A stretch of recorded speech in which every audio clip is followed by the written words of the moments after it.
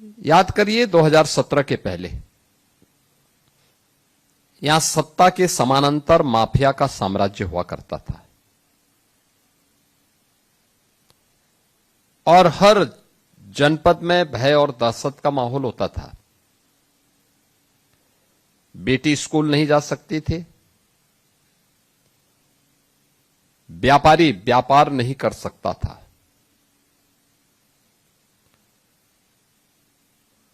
सायंकाल होते ही परिवार में अगर परिवार की महिला बाजार गई है या कहीं किसी रोजी रोजगार के साथ जुड़ी है तो सूर्य अस्त के पहले वह वापस आ जाए, परिवार की चिंता होती थी। व्यापारी को अपने प्रतिष्ठान 6 बजे के पहले बंद करने के लिए मजबूर होना पड़ता था। आवागमन के माध्यम नहीं थे, सड़कें खराब थी, गड्ढों से युक्त थी, प्रदेश में कनेक्टिविटी के बुरे हाल थे, बिजली नहीं थी, अंधेरे में रहने के लिए लोगों को मजबूर होना पड़ता था। बामुश्किल 4-5 घंटे बिजली मिल जाए तो लोग अपने को बहुत भाग्यशाली मानते थे। वन डिस्ट्रिक्ट वन माफिया, हर एक माफिया को अलग अलग जिले वितरित कर दिए गए थे।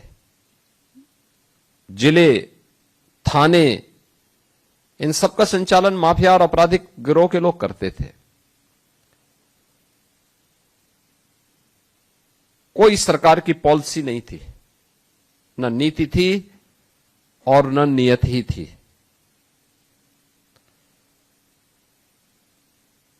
विकास के लिए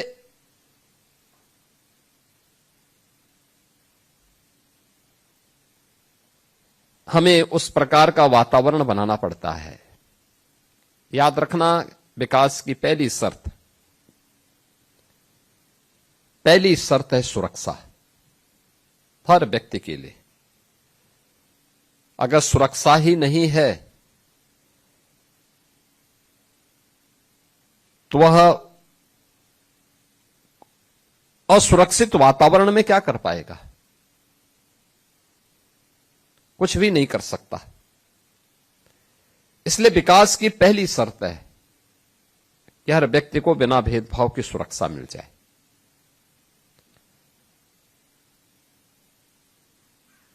बिना किसी रोक टोक के, बिना किसी लेन देन के एक पॉलिसी बना करके, चेहरा देख करके नहीं, एक पॉलिसी बना करके उसे उसका लाभ मिल जाए, उस तक सुविधा प्राप्त हो जाए। और आज यह यूपी के अंदर देखने को मिल रहा है। आज आप देख सकते हैं 17 के पहले न नियत थी, न नीति थी, न सुरक्षा थी, न लैंड बैंक था। और आज मैं कह सकता हूं कि यूपी के अंदर इंफ्रास्ट्रक्चर के लिए आपको देखना हो, रोड इंफ्रास्ट्रक्चर आज के दिन पे जितना अच्छा यूपी के अंदर है, देश के अंदर अगर इसमें एक प्रतिस्पर्धा हो तो यूपी उसमें टॉप के राज्यों में होगा। एक्सप्रेस वे पर आज यूपी का 60% हिस्सा यूपी के पास है। रोड इंफ्रास्ट्रक्चर का 4 लाख किलोमीटर का रोड इंफ्रास्ट्रक्चर आज यूपी के पास है। हर इंटर स्टेट, हर डिस्ट्रिक्ट हेडक्वार्टर 4 लेन की कनेक्टिविटी के साथ जुड़ा हुआ है। हर तहसील और ब्लॉक मुख्यालय 4 लेन या 2 लेन के साथ जुड़ा हुआ है। एयर कनेक्टिविटी यूपी के अंदर आज देश के अंदर सबसे अच्छी है। 17 के पहले यूपी के अंदर 1.5 एक्सप्रेस वे हुआ करते थे, और आज 60% हिस्सा यूपी के पास है। 2 एयरपोर्ट संचालित होते थे, आज 16 एयरपोर्ट हमारे संचालित हैं, उनमें से 5 इंटरनेशनल एयरपोर्ट हैं।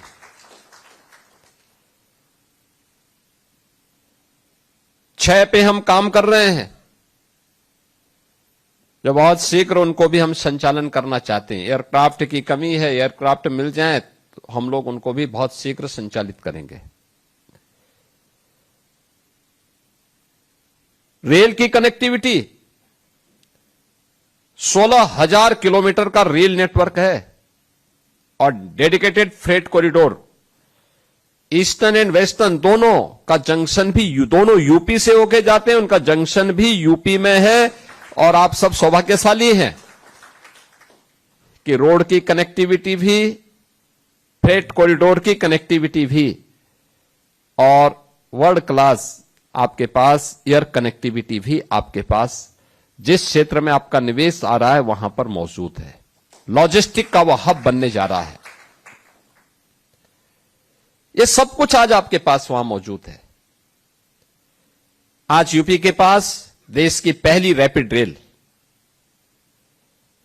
आज यूपी के पास देश का पहला इनलैंड वाटरवे वाराणसी हल्दिया के बीच, ये सभी संचालित हैं।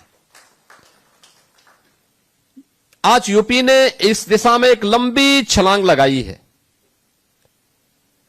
और ये तब जब डबल इंजन की सरकार है और आदरणीय प्रधानमंत्री जी जैसा विजनरी लीडरशिप भारत के पास मौजूद है। 7 सिटी में आज हमारे पास मेट्रो का संचालन हो रहा है, उसका विस्तार हो रहा है। यह इंफ्रास्ट्रक्चर है। सुरक्षा के मामले में आपने देखा होगा, सुरक्षा का बेहतर वातावरण हो बिना भेदभाव के, और आज मैं कह सकता हूं यूपी माफिया मुक्त है, गुंडा मुक्त है, दंगा मुक्त है, अराजकता से मुक्त है, कर्फ्यू से मुक्त है। हर एक व्यक्ति को सुरक्षा की गारंटी है, हर एक निवेशक का आज यहां पे स्वागत होता है। उसे केवल निवेशक नहीं मानते हम, वह यूपी के विकास का इन्वेस्टर पार्टनर के रूप में, वह यूपी के गवर्नमेंट के विकास के साथ सहभागी बनकर के कार्य करता है। क्योंकि जो भी निवेशक यूपी के अंदर निवेश करता है वह यूपी के विकास का हमारा सहयात्री है। क्योंकि वह निवेश ही नहीं करता है, एम्प्लॉयमेंट भी देता है यूपी के लिए, यहां के नौजवानों के लिए। यहां के नौजवानों का कोई स्किलफुल भी बनाता है, इसमें भी उसका योगदान होता है। और इस दृष्टि से हर निवेशक को हम प्रदेश के अंदर स्वागत करते हैं। आज यूपी के पास नीतियां हैं, 34 सेक्टोरल पॉलिसीज किसी के पास नहीं, यूपी के पास है। एफडीआई की एक डेडिकेटेड पॉलिसी यूपी के पास है, फॉर्चून 500 की पॉलिसी यूपी के पास है। और यूपी आपके पास 25,000 हेक्टेयर का एक बड़ा लैंड बैंक केवल यमुना एक्सप्रेसवे इंडस्ट्रियल अथॉरिटी के पास हम विकसित करने जा रहे हैं। बीडा एक नया इंडस्ट्रियल सिटी के रूप में हम डेवलप करने जा रहे हैं। यहां पे होगा हमारे पास 56,000 एकड़ लैंड। रोड की कनेक्टिविटी, रेल की कनेक्टिविटी, एयर की कनेक्टिविटी, ये कानपुर और झांसी के बीच में बनने जा रहा है। और मैं चाहूंगा आपको, एनसीआर में तो बहुत हो रहा है, एनसीआर के बाहर भी अब हमें देखने की आदत डालनी चाहिए। बदले हुए परिवेश में आज देखो ना, इतना टूरिज्म यूपी के अंदर आ रहा है। गत वर्ष यूपी के अंदर 156 करोड़ टूरिस्ट यूपी के अंदर आया था। आप सोचो, उस ताकत को सोचो। ये यूपी की बीमारूपन वैसे दूर नहीं हुआ है, ये बीमारू यूपी नहीं था, यहां का राजनीतिक नेतृत्व बीमारू था, उसकी मानसिकता बीमारू थी। उसने अपनी बीमार मानसिकता से यूपी को बीमार बनाया था। यूपी तो अनलिमिटेड पोटेंशियल का राज्य था। अनिर्णय की स्थिति, गुंडों के पीछे दुम दबाकर के चलने की प्रवृत्ति, उन माफियाओं के सामने नतमस्तक होने वाला राजनीतिक नेतृत्व यूपी को बीमारू बनाया था। यूपी बीमार नहीं था, यूपी को उस बीमार मानसिकता ने बीमारू की श्रेणी में लाकर के खड़ा किया था। और जब स्वस्थ मानसिकता के साथ संचालित करने वाली डबल इंजन की सरकार आई, आज यूपी बीमारू नहीं, आज यूपी देश का इकोनॉमी का ब्रेक थ्रू बन चुका है। भारत की अर्थव्यवस्था का एक ग्रोथ इंजन के रूप में अपनी भूमिका का निर्वहन कर रहा है। और मुझे प्रसन्नता है, तेजी के साथ अलग अलग सेक्टर में बड़े पैमाने पर निवेश आज यूपी के अंदर हो रहा है। आपने देखा होगा, अभी गत माह प्रधानमंत्री जी से हम लोगों ने पिछले 2 महीनों में आपने देखा होगा, पहले फरवरी माह में प्रधानमंत्री जी के कर कमलों से हम लोगों ने नोएडा इंटरनेशनल एयरपोर्ट का उद्घाटन करवाया था। भारत का सबसे बड़ा एयरपोर्ट। अनुमान करिए, इस एयरपोर्ट में कार्गो की फैसिलिटी भी है और एमआरओ की भी फैसिलिटी वहां पे देने जा रहे हैं। पहला एयरपोर्ट होगा जिसमें एमआरओ की सुविधा होगी। अभी 15 जून से वहां से डोमेस्टिक की सेवाएं शुरू होने जा रही हैं, इसके बाद फिर इंटरनेशनल सेवाएं प्रारंभ हो जाएंगे। कितना बड़ा हब बनने जा रहा है, कोई अनुमान करेगा? सभी प्रकार की सुविधाओं से संपन्न। और मैं धन्यवाद दूंगा यहां के यमुना अथॉरिटी के सीईओ CRK सिंह जी को और उनकी पूरी टीम को, जिन्होंने लग करके उस एयरपोर्ट को एक समय सीमा के अंदर पूरा करने के लिए अपना एक सकारात्मक योगदान दिया। और आज वह एक नई ऊंचाई को प्राप्त कर रहा है। वहां बहुत संभावनाएं हैं। ये जो लेटर ऑफ अलॉटमेंट आपको उपलब्ध कराए गए हैं, ये केवल भूमि के आवंटन नहीं है, ये भूमि सोने की भाव है वहां की आज के दिन पर। ये केवल यूपी का नहीं और केवल भारत का नहीं, बल्कि दुनिया की सबसे इस समय उर्वरा भूमि है। ये निवेश की सबसे अच्छी उर्वरा भूमि है। और वहां की संभावनाओं को वही समझ पाएगा जो आप वहां जाकर के स्वयं देखेगा। और मुझे लगता है यही संभावना आपको पूरी यूपी के अंदर देखने को मिलेगी। बहनों और भाइयों, मैं जानता हूं आज से 9 वर्ष पहले हम लोग गोरखपुर में भी, जब गोरखपुर में किसी निवेशक से कहते थे कि आप निवेश करिए, वो हंस करके टाल देता था।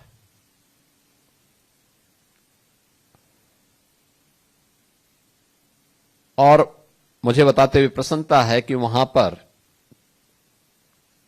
पिछले 5 वर्ष में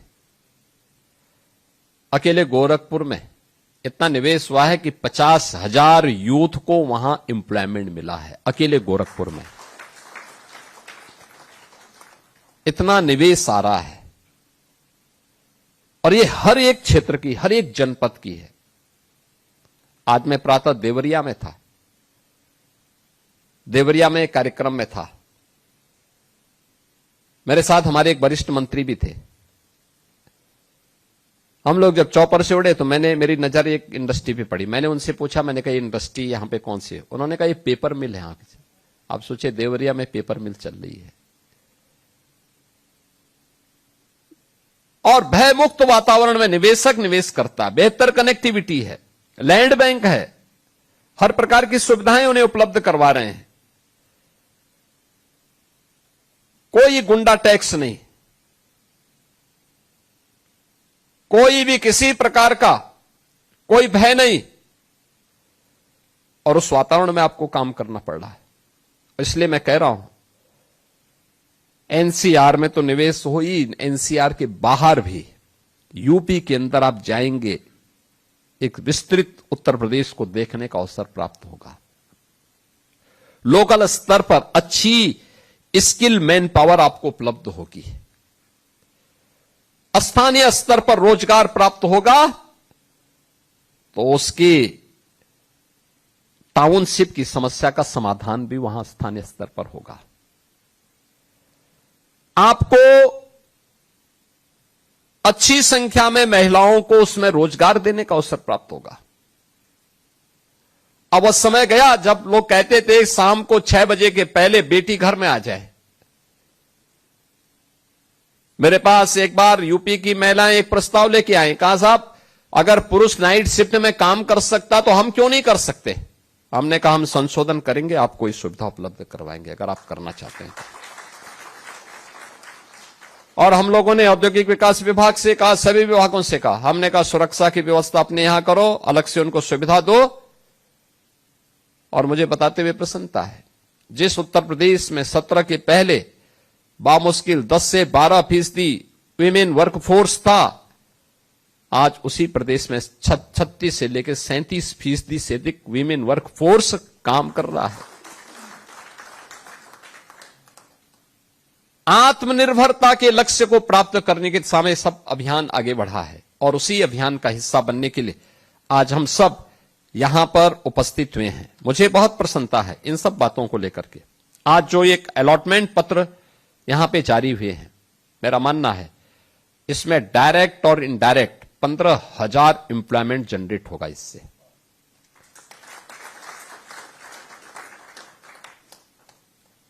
इसमें रिन्यूएबल एनर्जी के लिए है, बैटरी मैन्युफैक्चरिंग के लिए, electronics and electrical device manufacturing के लिए, आईटी एंड डाटा प्रोसेसिंग के लिए, अपैरल और एमएसएमई, एडवांस इंडस्ट्रियल कंपोनेंट्स जैसे क्षेत्र में भी यह निवेश एक नई गति प्रदान करेगा। याद रखना, जब उस प्रकार की सुविधा सरकार देती है, उस प्रकार का प्लेटफॉर्म सरकार के पास मौजूद होता है जहां गति में आगे बढ़ने की संभावना होती है, वही गति हमारी प्रगति का आधार बनता है, देश की प्रगति का आधार बनता है। और उस गति को देने के लिए यूपी तैयार है। और मेरा मानना है यूपी के नौजवानों के लिए यह एक बेहतरीन अवसर प्राप्त हुआ है। सीएससी ग्रीन पावर लिमिटेड के द्वारा 3,805 करोड़ के निवेश का यहां पर solar power plant manufacturing unit, solar cell and solar power plant manufacturing unit यहां पे स्थापित करने का एक लेटर यहां पे जारी किया गया है, जिसमें 5,000 रोजगार का सृजन अकेले एक यूनिट प्रदान करेगी। इसी प्रकार से integrated batteries India private limited 1,146 crore की लागत से 4 गीगावाट क्षमता की उन्नत बैटरी सेल मैन्युफैक्चरिंग यूनिट यह स्थापित करने जा रहे हैं। आईटी एंड इलेक्ट्रॉनिक्स मैन्युफैक्चरिंग क्षेत्र की भी अग्रणी कंपनियां यहां पर आज अपना निवेश कर रही हैं और मेरा मानना है यह एक बेहतरीन अवसर है हमारे पास, जिसमें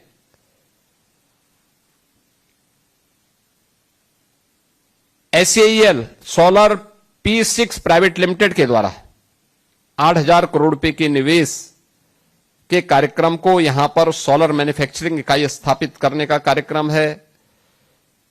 स्कॉट्स कोबोटो लिमिटेड के द्वारा भी 4,500 करोड़ रुपए के निवेश, जिसमें ट्रैक्टर एवं निर्माण उपकरण मैन्युफैक्चरिंग का प्लांट स्थापित कर रही है, जिसमें 4,000 रोजगार का सृजन यहां पे होने जा रहा है। और मैं समझता हूं कि ये सभी चीजें ऐसी हैं जो यूपी को नहीं बल्कि भारत के नौजवानों के लिए एक रोजगार का बेहतरीन अवसर उपलब्ध कराएगा।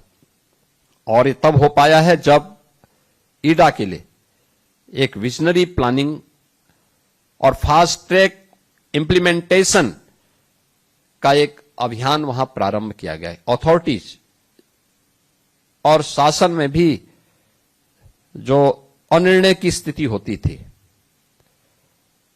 हर एक चीज टालने की प्रवृत्ति थी, उससे उभरे हैं। आज उसी का परिणाम है कि हम ये सभी कार्य देने के लिए हमें यहां पर उसमें सफलता प्राप्त हुई है। मुझे बताते हुए प्रसन्नता है कि गत दिनों आपने देखा होगा कि यमुना अथॉरिटी पे हम लोगों ने प्रधानमंत्री जी ने, आदरणीय प्रधानमंत्री जी ने उत्तर भारत की सबसे बड़ी एक सेमीकंडक्टर चिप बनाने वाली यूनिट का भी आधारशिला रखी है। यहां पर इलेक्ट्रॉनिक मैन्युफैक्चरिंग क्लस्टर का निर्माण भी अब हम तेजी के साथ उसको आगे बढ़ाने जा रहे हैं। आज यहां पे apparel park, medical device park, toy park, MSME park, handicraft park, data centre park आदि के विकास को भी हम तेजी के साथ आगे बढ़ाने का कार्य यहां पे करने जा रहे हैं। मेरा मानना है कि यह तभी संभव हो पाया है जब सरकार उस नियत के साथ आगे बढ़ी है और आज उसका परिणाम हम सबको यहां पर देखने को मिला है। मेरा मानना है कि उत्तर प्रदेश सरकार अपने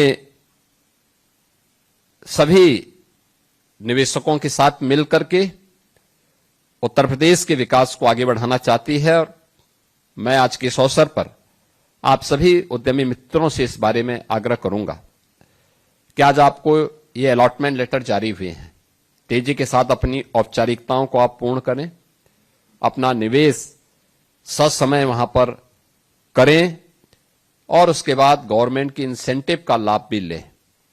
लेकिन मेरी आप सबसे अपील होगी कि एनसीआर के बाहर भी इस विस्तृत यूपी को देखिए, आपको अच्छा लगेगा। मुझे लगता है कि आपको एनसीआर का अनुभव ही सुदूर बलिया में, कुशीनगर में, महाराजगंज में, सिद्धार्थनगर में, बलरामपुर में, श्रावस्ती में, सोनभद्र में, चंदौली में, चित्रकूट में, बांदा, हमीरपुर, महोबा या ललितपुर में भी यही अनुभव आपको देखने को मिलेगा। और निश्चित ही वहां पर आप एक बार जाएंगे तो आपको लगेगा कि वास्तव में आपको 8 वर्ष 9 वर्ष पहले आ जाना चाहिए था। आज के इस अवसर पर मैं आपको इस अलॉटमेंट लेटर के लिए हृदय से बधाई देता हूं और विश्वास करता हूं कि ससमय आपका निवेश वहां पे लगे, आपकी यूनिट प्रोडक्शन प्रारंभ करे और यूपी की मैन्युफैक्चरिंग ताकत को बढ़ाने में आप सबका योगदान हो और हम प्रधानमंत्री जी के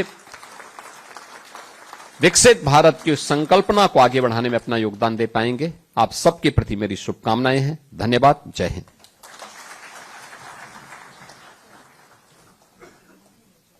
बहुत बहुत धन्यवाद, आभार माननीय मुख्यमंत्री जी आपके आशीर्वचनों के लिए। मैं अनुरोध करूंगी श्री आलोक कुमार जी से, अपर मुख्य सचिव अवस्थापना और औद्योगिक विकास।